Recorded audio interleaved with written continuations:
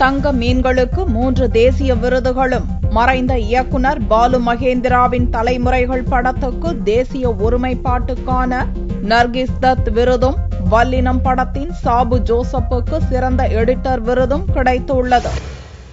திரைப்படத்துறைக்கான 61வது தேசிய விருதுகளை மத்திய அரசு புதனன்று அறிவித்தது.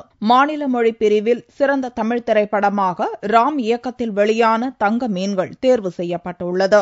இந்த படத்தில் நடித்துள்ள சாதனாவுக்கு சிறந்த குழந்தை நட்சத்திரம் விருது கிடைத்துள்ளது. தங்க மீன்கள் படத்தில் இடம்பெற்றுள்ள ஆனந்த யாழை என்ற பாடலுக்காக சிறந்த பாடலாசிரியர் விருது நா. முத்துக்குமாருக்கு கிடைத்துள்ளது.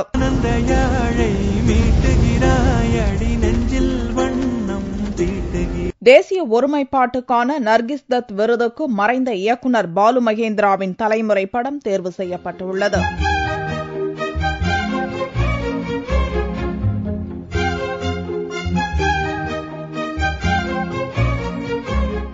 தமிழில் சிறந்த எடிட்டிங் பிரிவில் வல்லினம் படத்தின் எடிட்டர் சாபு ஜோசப்புக்கு விருது கிடைத்துள்ளது. சினிமா அல்லாத பிரிவில் தமிழில் வெளியான தர்மம் என்ற குறும்படத்துக்கு சிறப்பு விருது கிடைத்துள்ளது.